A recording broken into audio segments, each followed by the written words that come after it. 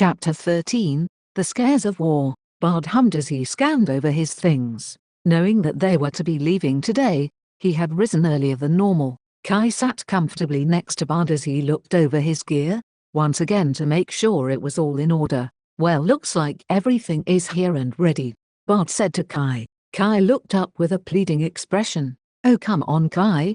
You've had over a week without having to carry anything." Bard picked up the saddle and turned to Kai, who promptly jumped back and ran to the far end of the room. "Kai, you're acting like a child, and you promised," Bard said, trying to chase after his friend. Unfortunately, Kai's speed and agility that Bard had so often relied on was now against him. The game of cat and mouse continued, although the odds were not evenly stacked. The two became so enthralled in the game that neither one of them noticed the new arrival in the room. "Now boys, is that any way to act in front of a lady?" Both Kai and Bard stopped and turned to see Sen standing in the doorway with her hands on her hips and a mock, serious expression on her face. Bard, seeing an opportunity, threw down the saddle, jumped on Kai's back and began doing his best to try and topple the large beast. Kai stood there unmoving as the young man wrapped his arms around his neck and threw his weight back and forth in order to throw him off balance. Kai's sheer size and wide stance made such attempts futile. After a moment, Kai rolled his eyes and sat down on his haunches, accepting his defeat. Bard rolled off Kai's back a little, whined and turned to Sen. "Sorry about that," he said in between breaths. "Please come in." Sen, who up to this point had maintained her serious expression, now broke into a wide grin and bounded into the room. She walked over to Kai, while Bard grabbed the saddle and began strapping it on the large animal. "Now Kai, what are you doing letting that mean Tekka catch you?" Sen said as she patted his head. "Hey, whose side are you on?" Bard complained, looking up from his work. Sen smiled at him, saying, "Well, now that we're caged, I have to be on your side." Bard chuckled.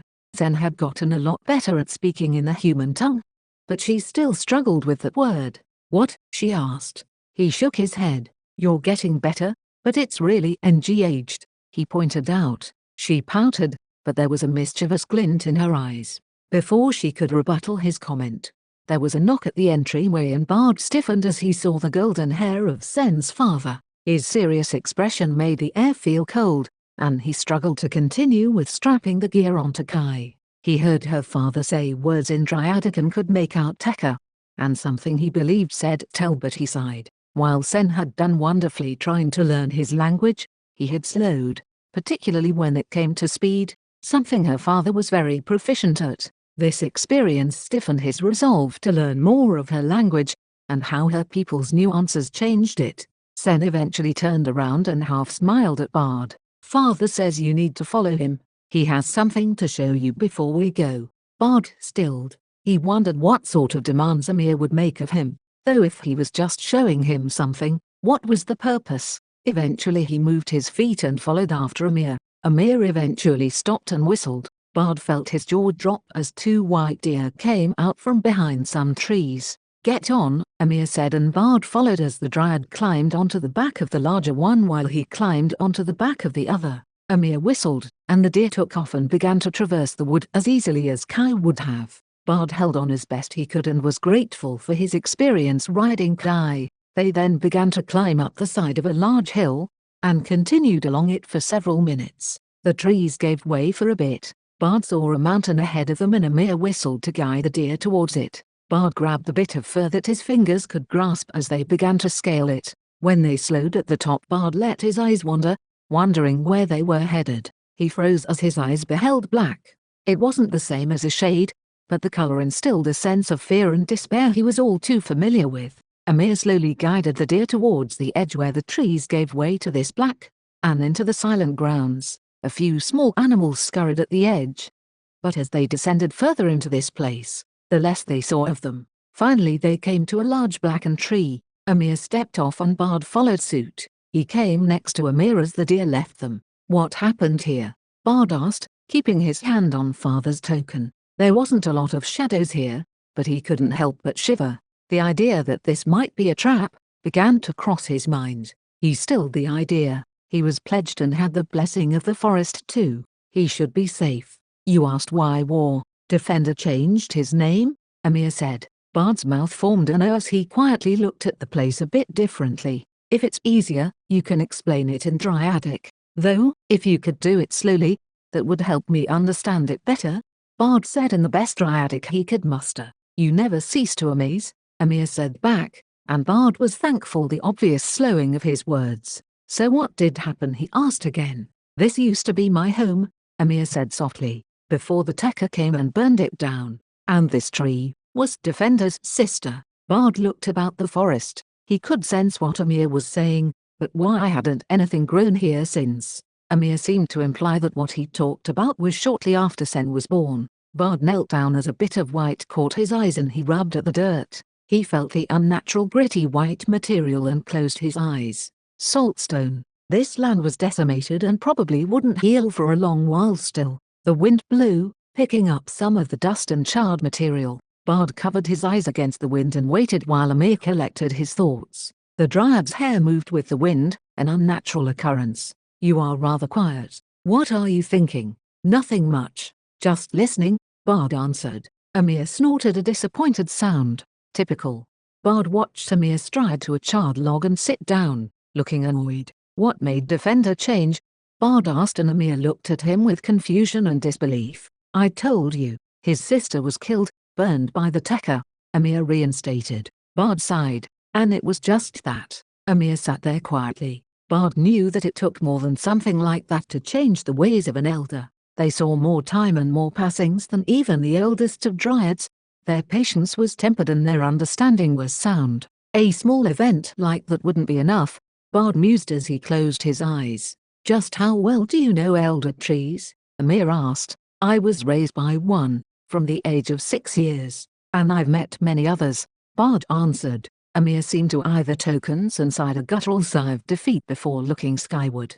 Yes, that was the final straw. After years of wars and with the unification of these woods to survive, Defender went to look for a place farther from the humans, and when we all returned the forest was burned, his sister barely holding on long enough to explain what had happened. The Tekka had taken many Dryadic women and guardians with them, and when we arrived to save them, they were disfigured beyond what words can describe, including, Amir paused, a pained look on his face. Bard closed his eyes, trying not to imagine the sight. Sen's mother?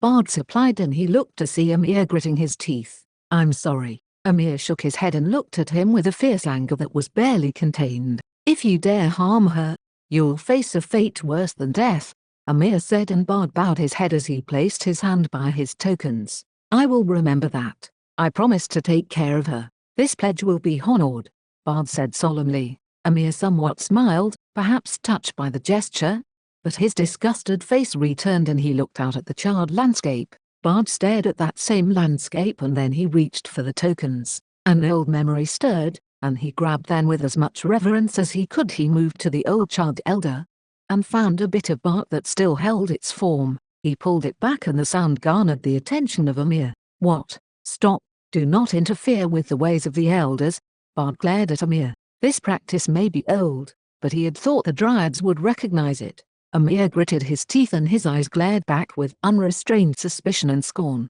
Bard walked past him and pulled loose a single string from his clothes. He then loosened a strand on his hip and a small metal spike came out. He took it in hand, noting Amir's ever-present stare. After using it to make a small hole, he threaded the bark with the string and put the metal spike back in its place. Then he moved to a boulder and placed the makeshift token on it. He then quietly took a few steps back, and with the other tokens in hand, he closed his hand, and let the tokens hang. With the little bit of wind, their melodies hummed on the strings, ready for the next moments. Bard opened his eyes and raised the tokens before spinning them around. The forced air caused a mixture of humming that soon reached a harmonious sound. As soon as the sound stabilized, Bard moved. He couldn't move the same as a tree, let alone an elder tree.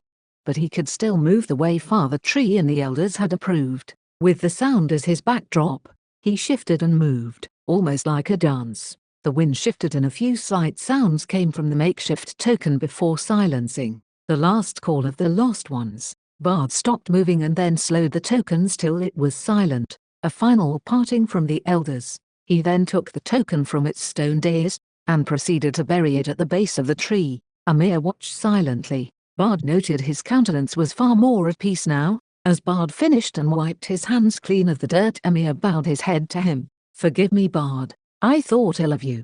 Thank you for that." "Do you know of the significance of those with tokens?" Bard asked. Amir stood up straight and looked at him questioningly. "No. To act as an elder when none is present or able to perform their rites, to carry on the knowledge and teach the rising generation in their ways, and to protect the lives of those to come," Bard answered. "This is the way of those acknowledged by the forest." Amir closed his eyes as if contemplating something deeply. "Forgive my rudeness, Bard." He bowed respectfully. "Well said," another voice said, drawing their attention to a brander that came quickly over. "We are well met, Elder Bard." Elwood jumped down, still as spry as a young man. "You surprise me in your knowledge, especially for one so young.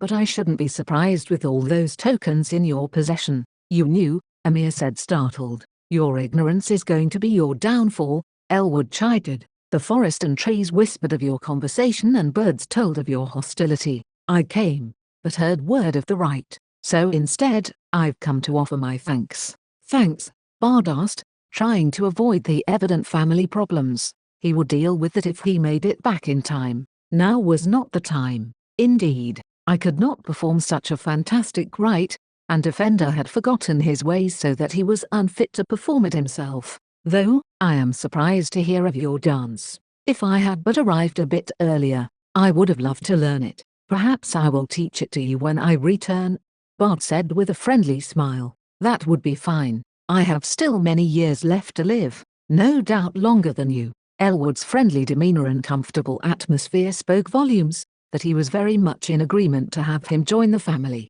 Amir seemed grumpy at best about this. "Now I'm sure I've ruined the good feelings you had towards Bard," Elwood said as he looked at Amir. "But Sen also sends word. She is ready and waiting to depart. I showed her all the locations you will need to go, and she was quite shocked at how little time you two have." "What is this about?" Amir asked, and Elwood chuckled. "I did warn you that all those tokens will be challenging. 15, and now you will be getting 16 of them. It's a marvel that you have so many. I should consider you my older brother of the forest," Elwood chuckled. "Father," Amir warned, and Elwood smiled. "I may have had an impressive amount in my day, but I only managed to get 8. You must have been traveling most of your life and taught well to receive much." Bard nodded. It was rare to have anyone know the effort and depths it took to receive these. There was a certain kinship that those sort of challenges gave to those who completed them. "Someday, when you return, I ask that you teach me what you know from the elders." There was a wistful excitement in his voice. "But for now, I am going to take you back to where the lovely Sen is waiting." "Father," Amir said, and Elwood laughed again. His eagerness had nearly caused him to overlook the other dryad who was present. "Bard, promise me you two will return in time," Amir said, and Bard smiled before bowing as respectfully as he knew how to. "Amir, by my breath and the protection of Shady Woods, I will bring her back in time."